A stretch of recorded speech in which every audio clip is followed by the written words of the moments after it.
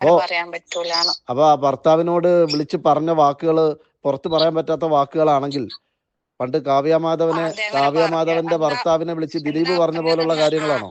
കല്യാണം കഴിഞ്ഞ് ജീവിക്കുന്ന ഒരു സ്ത്രീയെ വിളിച്ചിട്ട് ഭർത്താവുമായിട്ട് എന്തെങ്കിലും പ്രശ്നം ഉണ്ടെങ്കിൽ എന്നെ വിളിച്ചാൽ മതി എന്ന് ആരിഫ് ഹുസൈൻ നിങ്ങളോട് പറയണമെങ്കിൽ ആരിഫ് ഹുസൈന് നിങ്ങളോടുള്ള താല്പര്യം എന്താണ്?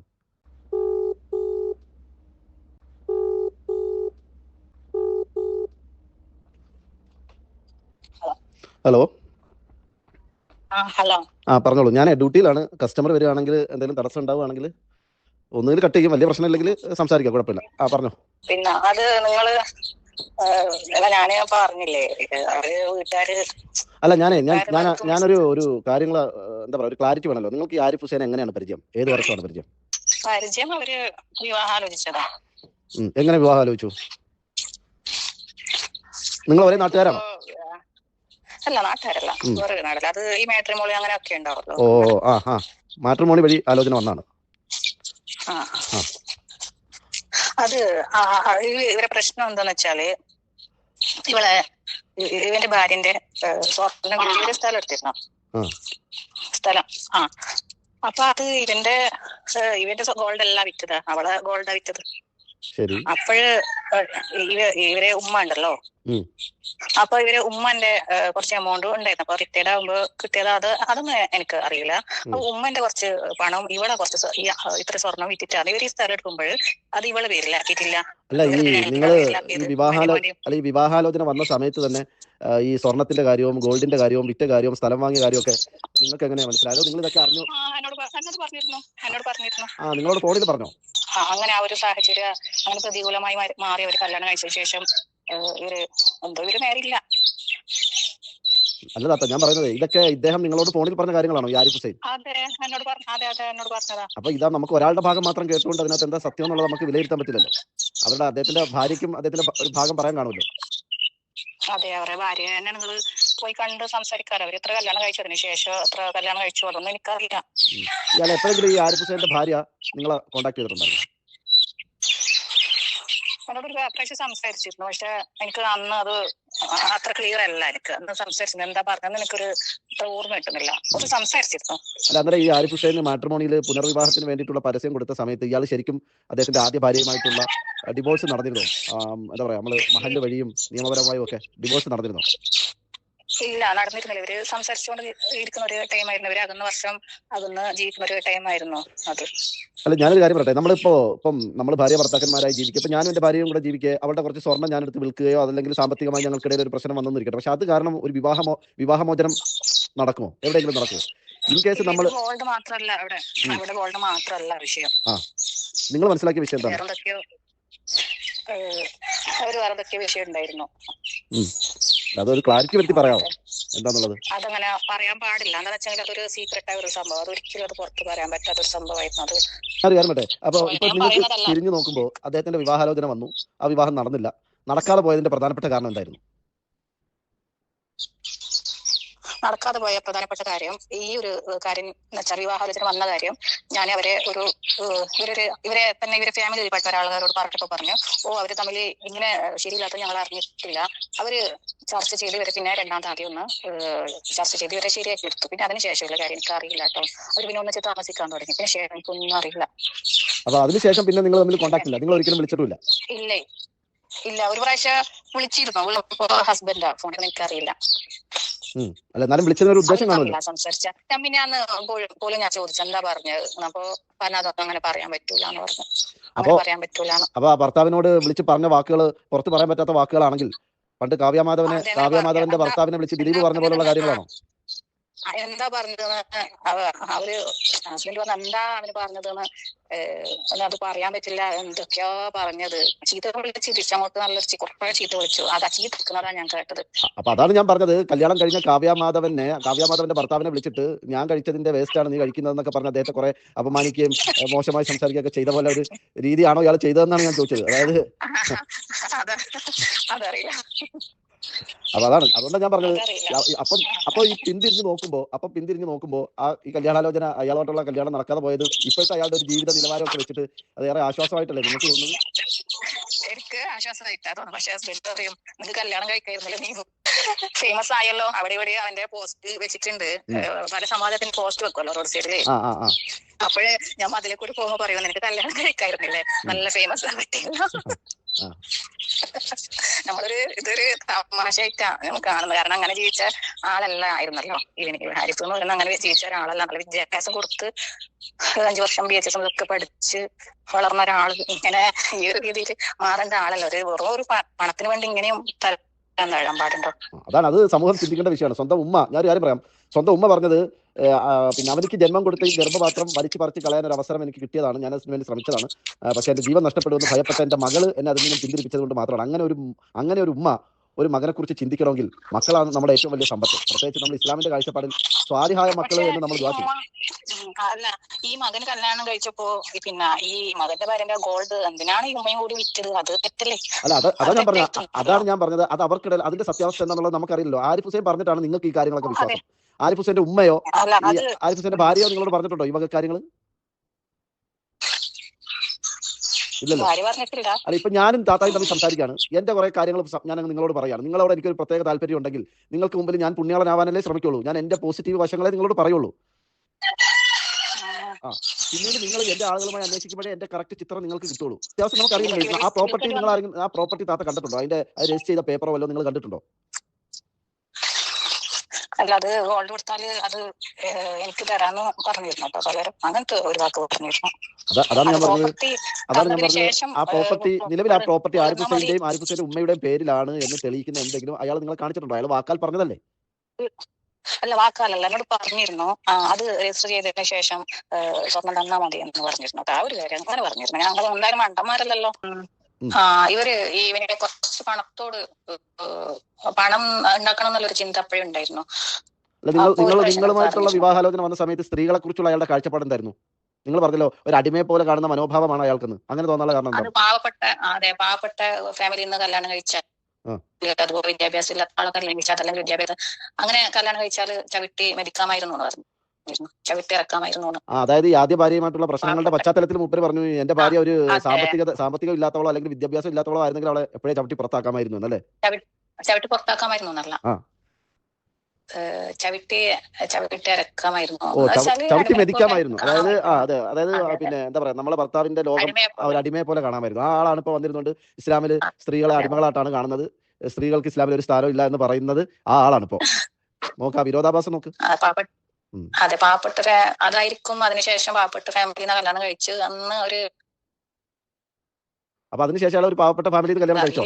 അപ്പൊ വീട്ടിലെ ചവിട്ടിയായിട്ട് പോയിരിക്കുന്നത് ഭാര്യയാണ്? അറിയില്ല, അങ്ങനെയൊക്കെ കേൾക്കുന്നുണ്ട്, അറിയില്ല.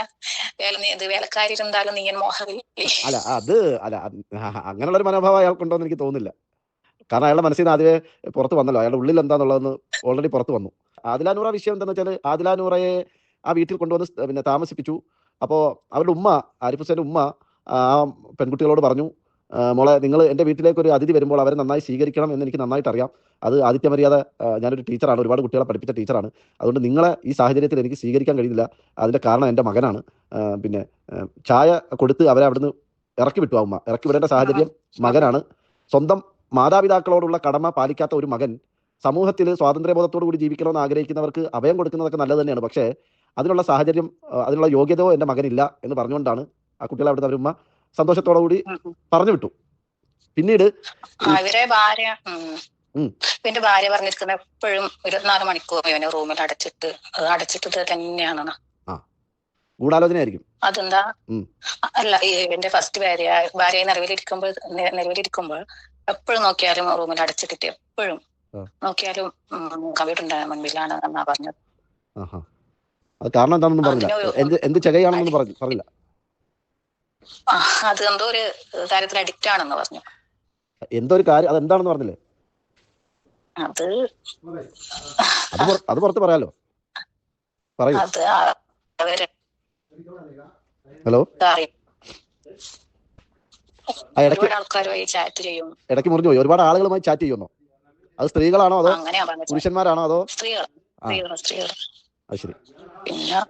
പിന്നെ എന്താ പറയാ, അഡിക്റ്റ് ആണ്. മറ്റേ മറ്റേ ഫിലിം നോക്കല അപ്പോഴും പണി പറഞ്ഞത്. അപ്പൊ ഞാൻ ഇതിനകത്ത് ഇപ്പൊ അതിനകത്ത് പ്രത്യക്ഷത്തിൽ ബോധ്യപ്പെട്ട ഒരു കാര്യം നമുക്ക് ഒറ്റ വാക്കിൽ പറയാൻ പറ്റും. അതായത് കല്യാണം കഴിച്ച് ഭാര്യയുള്ള ഒരു പുരുഷൻ നിരന്തരം വീട്ടിൽ അടച്ചിട്ട റൂമിലിരുന്ന് കമ്പ്യൂട്ടർ മുമ്പിൽ ഇരുന്ന് പല സ്ത്രീകളുമായി ചാറ്റ് ചെയ്യുകയും പിന്നെ അശ്ലീല സിനിമകൾ കാണുകയും അതിന് അടിമപ്പെട്ടിട്ട് ചുരുക്കി പറഞ്ഞാൽ ഒരു എന്താ പറയാ സ്വയംഭോഗത്തിലേക്ക് സ്വന്തമായി ലൈംഗിക ആശ്വാസങ്ങൾ കണ്ടെത്തുന്ന അവസ്ഥയിലേക്ക് പോകുന്ന ഒരു പുരുഷൻ സ്വാഭാവികമായിട്ടും കുടുംബജീവിതത്തിൽ പരാജിതനായിരിക്കും. ആ ഭാര്യയ്ക്ക് കാര്യമായ പുരുഷന്റെ സ്നേഹമോ പിന്നെ പരിഗണനയോ ലൈംഗികപരമായ താല്പര്യങ്ങളോ അയാളുടെ ഭാഗത്ത് നിന്നും കിട്ടാനുള്ള സാധ്യത വളരെ കുറവാണ്. അപ്പൊ അതൊക്കെ ആയിരിക്കാം അവരുടെ വിവാഹ ജീവിതത്തിന്റെ തകർച്ചയുടെ കാരണങ്ങൾ, അല്ലേ? അതെ അതെ, അങ്ങനെ അവിടുന്ന് പിണങ്ങി പോയത് അറിഞ്ഞത്. അപ്പൊ ഇതൊക്കെയാണ് യാഥാർത്ഥ്യം. അപ്പൊ ഇതൊക്കെ നമ്മൾ മറച്ചു വെച്ചിട്ട് കാര്യമില്ലല്ലോ. സ്വന്തം ഭാര്യയെ ലൈംഗികമായി തൃപ്തിപ്പെടുത്താൻ പറ്റാത്ത ഒരാൾ കാലക്രമേണ വേദികളിൽ വന്നിട്ട് സുന്നത്ത് ചെയ്തതുകൊണ്ടാണ് തന്റെ ലൈംഗിക ശേഷി നഷ്ടപ്പെട്ടതെന്നാണ് അയാൾ പറയുന്നത്. അങ്ങനെയാണെങ്കിൽ ആരിഫ് ഹുസൈൻ ജനിച്ച ഉമ്മയ്ക്കും വാപ്പായ്ക്കും അങ്ങനെ ഒരു അഭിപ്രായം ഉണ്ടോ? നമ്മളതൊക്കെ നോക്കണ്ടേ. ആരിഫ് ഹുസൈന്റെ വാപ്പയും സുന്നത്ത് ചെയ്തതല്ലേ? അതുകൊണ്ട് ആരിഫ് ഹുസൈൻ ഉമ്മയ്ക്ക് എന്തെങ്കിലും കുറവ് വന്നിട്ടുണ്ടോ? ആരിഫ് ഹുസൈനെ പോലുള്ള ഒരു മകനും ജനിച്ചില്ലേ, ഒരു മകളും ജനിച്ചില്ലേ? അപ്പൊ ഇത് കാലക്രമേണ ഇയാൾ ചെയ്ത ഇയാളുടെ ഭാഗത്തുള്ള മുഴുവൻ പോരായ്മകളും മറച്ചു പിടിക്കാൻ ഇയാൾ പരിശുദ്ധമായ ഇസ്ലാമിനെയും മുസ്ലിങ്ങളെയും മറയാക്കുകയാണ്. എന്താ പറയാ, ഈ പറയുന്ന വൃത്തികെട്ട ഒരു ലൈംഗിക കാഴ്ചപ്പാട് ആർക്കും വരാം. പക്ഷെ അതിന് നമുക്ക് അതിജീവിക്കാൻ കഴിയണ്ടേ? നമുക്ക് അതിനുള്ള വിദ്യാഭ്യാസം നേടാമല്ലോ.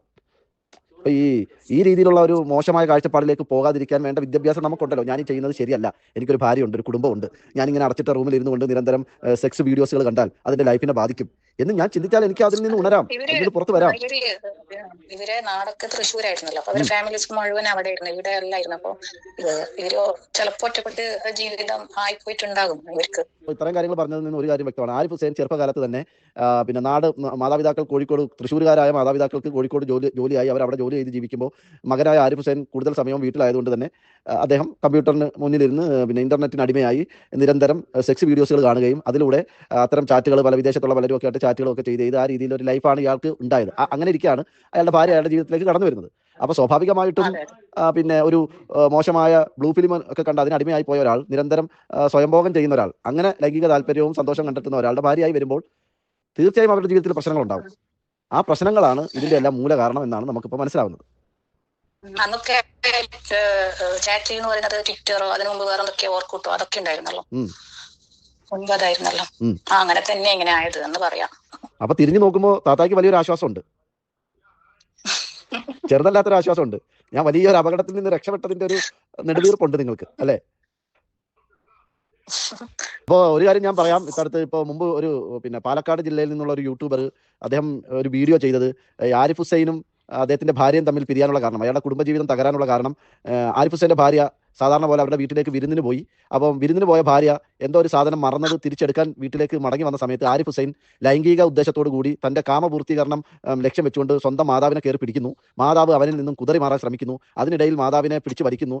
ആ രീതിയിലുള്ള ഒരു കയ്യാങ്കളിയാണ് ഈ ഭാര്യ കാണുന്നത്. ഒറ്റ നോട്ടത്തിൽ ഭാര്യയ്ക്ക് മനസ്സിലായി തന്റെ ഭർത്താവ് സ്വന്തം ഉമ്മയെ പോലും ലൈംഗികമായ താല്പര്യത്തോടു കൂടി പിന്നെ കയറി പിടിക്കുന്ന അത്രത്തോളം നീചനാണ്. അപ്പൊ ഇവന്റെ കൂടെ ജീവിക്കുന്നതിനേക്കാൾ നല്ലത് ഭർത്താവില്ലാതെ ജീവിക്കുന്നതാണെന്ന് മനസ്സിലാക്കിയ ഭാര്യ ഈ ആരിഫ് ഹുസൈന്റെ കവൾ അടിച്ച് പൊട്ടിച്ചതിന് ശേഷം വീട്ടിൽ നിന്ന് ഇറങ്ങി പോകുന്നു. അങ്ങനെ വീട്ടിൽ നിന്ന് ഇറങ്ങിപ്പോയ ഭാര്യ വീട്ടിൽ ചെന്ന് ഭാര്യ വീട്ടുകാരോട് വിവരം പറയുന്നു.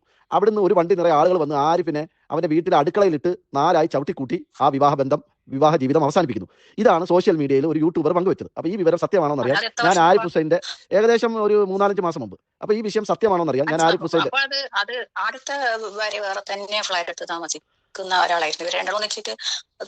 ഒരു മിനിറ്റ് ഞാനിത് പറഞ്ഞു തീരുന്നതിന് ശേഷം ഇത്തായിക്ക് ഒരു ക്ലിയർ കിട്ടും. അല്ല അതൊന്നുമല്ല. അങ്ങനെ ആരിഫ് ഹുസൈന്റെ ഉമ്മ ഈ വിഷയവുമായി ബന്ധപ്പെട്ട് ആരിഫ് ഹുസൈന്റെ ഉമ്മയുമായി ഞാൻ സംസാരിച്ചപ്പോൾ പറഞ്ഞത് ഇല്ല, അങ്ങനെയൊന്നുമില്ല, അങ്ങനെ ഒരു സംഭവം ഇല്ല, അങ്ങനെ അതിനൊന്നും ഞാൻ മറുപടി പറയുന്നില്ല, തവക്കൽത്തു അലല്ലാഹ്, ഞാനെല്ലാം അള്ളാഹുലേക്ക് തവക്കലാക്കുകയാണ് എന്ന് മാത്രം പറഞ്ഞുകൊണ്ട് ആ ഉമ്മ എനിക്ക് റിപ്ലൈ തന്നു. ഇതിനെക്കുറിച്ച് എന്തെങ്കിലും ഇത്തായിക്ക് അറിയാവോ? ഇത്ത കേട്ടിട്ടുണ്ടോ എന്തെങ്കിലും ഇങ്ങനത്തെ എന്തെങ്കിലും കാര്യങ്ങൾ? എനിക്ക് ആദ്യത്തെ മാത്രമേ അറിയൂ. അത് അവര് വേറെ തന്നെയായിരുന്നു, ഇവര് സെപ്പറേറ്റ് താമസമായിരുന്നു. ഈ ഉമ്മയായിട്ട് യാതൊരു വിഷയവും ഇങ്ങനെയൊന്നും ഒരു വിഷയമൊന്നും ഉണ്ടായിരുന്നില്ല. ഇപ്പോ ആരിഫ് ഹുസൈന് വിവാഹാലോചന വന്നു. ആരിഫ് ഹുസൈൻ ഭാര്യ ഉണ്ടായിരിക്കെ മറ്റൊരു സ്ത്രീയുമായിട്ട് വിവാഹത്തിന് ശ്രമിച്ചു. ആദ്യത്തെ ഭാര്യയെ വിവാഹമോചനം ചെയ്യാതെ, നിയമപരമായോ അതല്ലെങ്കിൽ മതപരമായോ വിവാഹമോചനം ചെയ്യാതെ മറ്റൊരു സ്ത്രീയുമായി വിവാഹാലോചനയ്ക്ക് ശ്രമിച്ചു. പിന്നെ അവരോട് വിളിച്ചിട്ട് സംസാരിച്ചു. പിന്നീട് ആ സ്ത്രീയുടെ കല്യാണം കഴിഞ്ഞതിന് ശേഷവും ആ സ്ത്രീയെ വിളിച്ചിട്ട് നിനക്ക് എന്തെങ്കിലും പ്രശ്നം ഉണ്ടെങ്കിൽ നീങ്ങി പോരെ, നിന്നെ ഞാൻ നോക്കിക്കൊള്ളാം, നമുക്ക് ഒരുമിച്ച് ജീവിക്കാം, നമുക്ക് ഒരുമിച്ച് കൂടാം. ആ വാക്കാണല്ലോ, ഒരുമിച്ച് ജീവിക്കാന്നല്ല, നമുക്ക് ഒരുമിച്ച് കൂടാം എന്ന വഷളത്തരമുള്ള നിറഞ്ഞ വാക്കുകളൊക്കെ വിളിച്ചു പറഞ്ഞു എന്ന് പറഞ്ഞു. ആ ക്യാരക്ടർ അല്ലെങ്കിൽ ആ കഥാപാത്രം ഇത്തയാണെന്ന് അറിഞ്ഞുകൊണ്ടാണ് ഞാൻ ഇത്തയെ കോൺടാക്ട് ചെയ്യുന്നത്. അങ്ങനെ ഉണ്ടോ? എന്തെങ്കിലും വിഷമം ഉണ്ടെങ്കിൽ എനിക്ക് വിളിച്ചാൽ മതി അന്ന് എന്ന് പറഞ്ഞിരുന്നു. എന്ത് വിഷമം? സാമ്പത്തിക വിഷമോ ആണോ?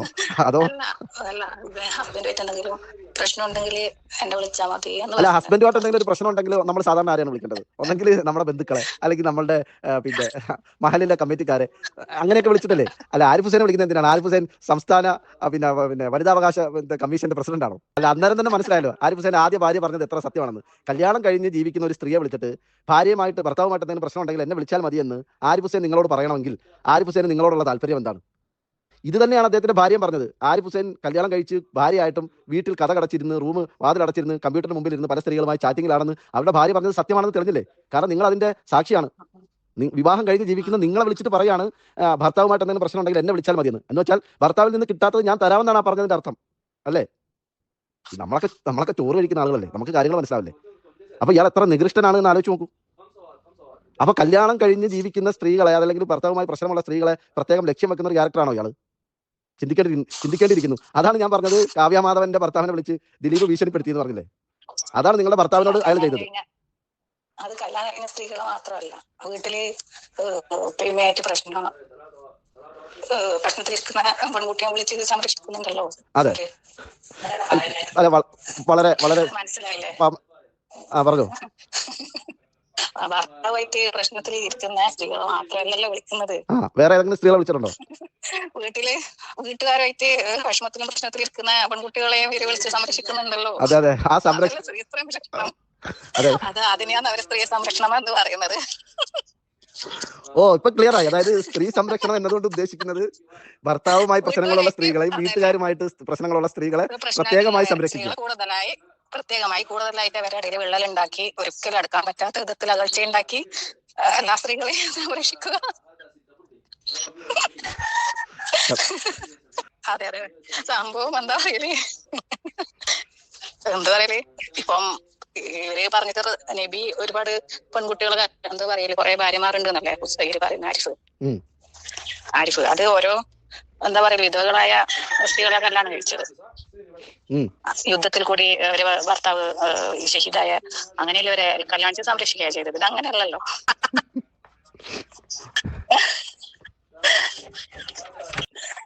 സ്ത്രീകളെ സംരക്ഷിക്കും. എങ്ങനെയാണെന്ന് വെച്ചാല് വീട്ടുകാരായി തെറ്റിപ്പിരിഞ്ഞ കല്യാണം കഴിയാത്ത കുട്ടികളായ അത്രയും നല്ലത്. ഭർത്താവായിട്ട് തെറ്റിപ്പിരിഞ്ഞാല് അതും നല്ലത്. അത് സാമ്പത്തികമായിട്ടും കുറച്ച് എന്താ ഹെൽപ്പും കിട്ടുമല്ലോ. അപ്പൊ വീട്ടുകാരായിട്ട് തെറ്റിപ്പിരിഞ്ഞ കുട്ടികളെ അങ്ങനെ സംരക്ഷിക്കുക. ഇങ്ങനെ പോവുക. കൂടുതലായിട്ട് അവരെ ഉപ്പയും മക്കളെയും നേരാക്കുന്നതിന് പകരം അവർ കൂടുതലായിട്ട് അവരെ അകറ്റുക. ഉമ്മയും ഉപ്പയും മക്കളായിട്ട് കൂടുതലായിട്ട് അകറ്റുക, ഭർത്താവായിട്ട് കൂടുതലായിട്ട് അകറ്റുക. അങ്ങനെ ആ സ്ത്രീകളെ മുഴുവൻ ഇങ്ങനെ സംരക്ഷിക്കുക.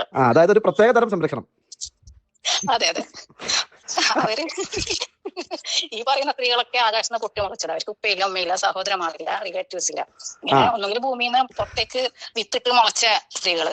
അതായത് പിന്നെ ആരിഫ് ഹുസൈന്റെ വിവാഹാലോചന വന്ന ഒരു സ്ത്രീ എന്ന നിലയിൽ നിങ്ങൾ മനസ്സിലാക്കുന്ന കാര്യങ്ങൾ ഈ നമ്മുടെ സമൂഹത്തിൽ, നമ്മുടെ നാടുകളിൽ പിന്നെ സംരക്ഷണം അർഹിക്കുന്ന സ്ത്രീകൾ എന്ന് പറഞ്ഞാൽ ഭർത്താവുമായി ഭിന്നിച്ച് നിൽക്കുകയും പിന്നെ വീട്ടുകാരുമായി അകന്നു നിൽക്കുകയും ചെയ്യുന്ന സ്ത്രീകൾ മാത്രമാണ്. അവരെയാണ് നമ്മൾ പ്രത്യേകമായി കണ്ടെത്തി സംരക്ഷിക്കേണ്ടത്. അതെ, മറ്റു വീട്ടുകാരായിട്ട് നല്ല നിലയിൽ നിൽക്കുന്ന ആൾക്കാരെ സംരക്ഷിക്കാൻ പോയാൽ അവര് ചാട്ടുപാറവും മറ്റേ വടിയും മട്ടലും കൊണ്ട് തലക്കടിച്ചു വരും. അതെ, അപ്പൊ ഇങ്ങനെയുള്ള സ്ത്രീകളെ ആകുമ്പോഴത്തേക്ക് നമുക്ക് സംരക്ഷണം വാരിക്കോരി കൊടുക്കാം. അതെ, ഇങ്ങനെയാകുമ്പോ ചോദിക്കാനും പറയാനും ആളില്ലല്ലോ. പിന്നെ സമൂഹം അവർക്ക് എതിരാണല്ലോ. പിന്നെ ആ സ്ത്രീകൾക്ക് എന്തെങ്കിലും സംഭവിച്ചാൽ സമൂഹം നോക്കൂല. അല്ല, ഇതിന് വേറൊരു പേരും കൂടെ ഉണ്ട്. ഇതിന് വേറൊരു പേരും കൂടിയുണ്ട്. അതായത് വീട്ടിൽ ഭർത്താവുമായി ഭിന്നിച്ച് നിൽക്കുകയോ മാതാപിതാക്കളുമായി അകന്നു നിൽക്കുകയോ ചെയ്യുന്ന സ്ത്രീകളെ സംരക്ഷിക്കുക എന്ന് പറഞ്ഞാൽ അതിന് മറ്റൊരു പേര് കൂടിയുണ്ട്, പുരോഗമന സംരക്ഷണം. അതാണ് പുരോഗമനം. അപ്പൊ പുരോഗമനത്തിന്റെ മറവില് ഇവർക്ക് സംരക്ഷണം വാരിക്കോരി കൊടുക്കുക. അപ്പൊ അതിനെ ചോദ്യം ചെയ്ത് കഴിഞ്ഞാൽ, നമ്മൾ പോയിട്ട് അതിനെ ചോദ്യം ചെയ്ത് കഴിഞ്ഞാൽ നമ്മളെല്ലാം പ്രാകൃത മതക്കാരായി, പിന്നെ ആധുനിക സമൂഹത്തിൽ ജീവിക്കാൻ കൊള്ളാത്തവരായി. എന്തായാലും നല്ല കോമഡി ഉണ്ട് ഇവരുടെ സംരക്ഷണത്തില്. അതെ, സമൂഹത്തിന് തെറി പറയുന്ന ഉപ്പയുമ്മയും തെറി പറയുന്ന സ്ത്രീകളെ ആണ് ഇവർക്ക് ഇഷ്ടം. അതെ, അപ്പൊ നിങ്ങൾ പറയുന്നത് ഈ സോഷ്യൽ മീഡിയയിൽ ഇരുന്നുകൊണ്ട് വളവളാന്ന് പറയുന്ന ആളല്ല യഥാർത്ഥ ആരിഫ് ഹുസൈൻ. അയാൾ ഒരു ഒന്നാന്തര കോഴിയാണെന്നാണ് നിങ്ങൾ പറയുന്നത്. കാരണം നിങ്ങൾ ഈ വിഷയം എന്നോട് സംസാരിക്കുമ്പോൾ നിരവധി തവണ അവിടെ കോഴി കൂവുന്ന ശബ്ദം ഞാൻ കേട്ടു. അപ്പൊ നിങ്ങൾ മനഃപൂർവ്വം ആരിഫ് ഹുസൈന് ഓരോ വേഷം കണ്ടപ്പോ എനിക്ക് റോഡ് സൈഡില് കളർ കൊടുത്ത കോഴികളെ കാണൂലേ, അതുപോലെ തന്നെ എനിക്ക് തോന്നിയത്. ഈ പിന്നെ ആരിഫ് ഹുസൈൻ വിവാഹം കഴിഞ്ഞ് ജീവിക്കുന്ന ഒരു സ്ത്രീയുടെ ഫോണിലേക്ക് വിളിക്കുമ്പോൾ ആ ഭർത്താവ് ഫോൺ എടുക്കുന്നു. അപ്പൊ ഭർത്താവുമായി വലിയ തർക്കങ്ങൾ നടക്കുന്നു, തെറിവിളി നടക്കുന്നു, പിന്നെ ആ രീതിയിലുള്ള മോശമായ സംസാരങ്ങളൊക്കെ നടക്കുന്നു. അപ്പോ ഈ വിവാഹം കഴിഞ്ഞ ഒരു സ്ത്രീയുടെ ഫോണിലേക്ക് വിളിച്ച അവളുടെ ഭർത്താവുമായി ഫോണിൽ തെരുവിളി നടത്തണമെങ്കിൽ അയാൾക്ക് ഈ ആരിഫ് ഹുസൈൻ ആ ഭാര്യയോട് ഉണ്ടായിരുന്ന അല്ലെങ്കിൽ ആ സ്ത്രീയോട് ഉണ്ടായിരുന്ന താല്പര്യം എന്താണെന്നാണ് താത്ത മനസ്സിലാക്കുന്നത്? അത് നിങ്ങളാണല്ലോ, നിങ്ങളുടെ ഫോണിലേക്കാണല്ലോ വിളിച്ചത്. അത് ഉറപ്പല്ലേ, എന്താ താല്പര്യം? അതെ, നിങ്ങൾ പറഞ്ഞത് അത് തന്നെയാണ് താല്പര്യം. അതായത് അയാളുടെ ഭാര്യ പറഞ്ഞതുപോലെ തന്നെ പിന്നെ എന്താ പറയാ, കമ്പ്യൂട്ടറിന് മുമ്പിൽ ചടഞ്ഞിരുന്ന് പെണ്ണുങ്ങളെ ഫോണിൽ വിളിച്ച് അല്ലെങ്കിൽ ചാറ്റിലൂടെ വളച്ചെടുക്കുന്ന തന്റെ കാമപൂർത്തീകരണത്തിന് വേണ്ടിയിട്ട് മാത്രം പിന്നെ സ്ത്രീകളെ കണ്ടെത്തുന്ന ഒരാൾ. യെസ്.